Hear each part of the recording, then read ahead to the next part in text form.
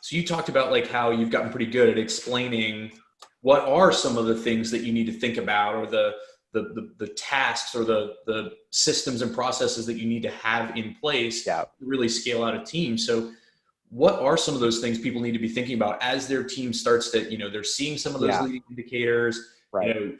agents aren't calling, they're having accountability things. There's, picking the right people to bring onto the team, all those kinds of things. Like they're seeing some of these things show up. Well, like with those being symptoms, what are some of the solutions? Yeah.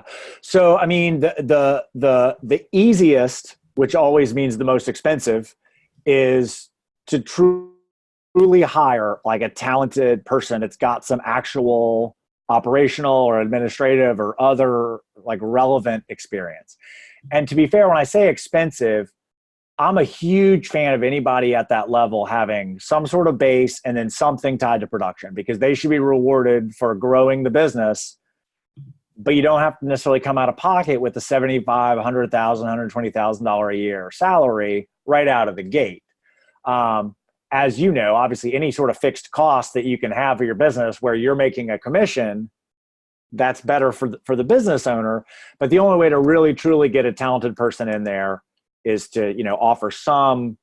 All talented people are going to want to grow, whether it is ideally in every way, if there's a chain to move up, if there's more money to be made. I mean, that's the way to keep and retain talent. So, I mean, the easy answer, find a talented person and hire them. I'm sure that sounds completely unattainable to most people. They're like, okay, great. Thanks.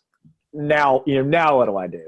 But I think beyond that, like I said, a lot of people really will do this with an assistant or sometimes even an intern, as crazy as that is, but just somebody with a different skill set and just giving them some really clear direction, or some really clear expectations. I mean, something else that I've done personally and recommend to a lot of people too is having those one-on-one. I don't know if you want to call it a review, especially at first, but having that honest, review with the team, ideally in a one-on-one environment, and just asking the agents like, are you getting what you need? Do you have this? How is this? Or why are you not making 10 calls a day? Or, what is prohibiting you from doing that?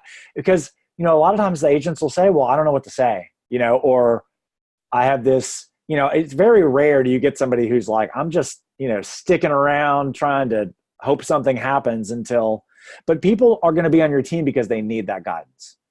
So whether that's a script or whether that is, again, and I'm a massive Follow Up Boss fan, maybe it's just some basic training around Follow Up Boss. I mean, now you can use the filters. I show people this all the time and it still blows my mind how many people go, oh my goodness, I didn't know you could do that. You can use the filters to pull up all the Zillow leads that have phone numbers that came in the last 6 months.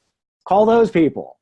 Make it a smart list. It's not hard. Like it's literally, but again, that's why somebody wants to be on a team. They want to be in a team because they don't want to have to create a smart list. They want somebody on the team to create it, and then they just have to call them. Right. And I think that that's a really interesting point is that, I think that we overestimate how much people join a team just for the leads. Right. We 100%. underestimate how much it is that they want to be able to step into a system, have the support behind them, have the person there who's got the experience, who has written 100, 200, 500 contracts before, so that they're not going to make mistakes on behalf of these clients that they've been able to bring to the table, that they've been able to earn the trust from and to work with. Like they want that supporting environment. And I think the other thing that you keyed in on there, which is really interesting for me, is you sort of touched on it earlier in the call, but then like it's that like doing one-on-ones, right? And it's that transition in mindset from, being a shark in the water and a great salesperson and all that kind of stuff to being a leader. Yeah. And the best leaders are the ones who spend their days trying to figure out how to take the lids off of all of the team members that, they work with. Right. Right. So I think that that's a really interesting thing and something to key in on. So like, maybe let's talk about do you have like a suggested framework for running a one-on-one? Is there like a good path? Do you have like, I know it's not something that's necessarily Yeah. easy to template, but what do you look for? Like, how do you find out what an agent needs so that you can be in a position Right. to give it to them? That's a really good question. One of my true blessings and a curse is that I am very good at kind of the nuance of things, and it does make it difficult sometimes for me to just say just do this, and people need that clear just do this. Mm-hmm. So I think if it's something you've never done, I think people always overthink things and make a really long list of like, I've got to have 30 minutes worth. Like, real estate agents are never going to get in a room and sit in silence. Like, it's just not going to happen.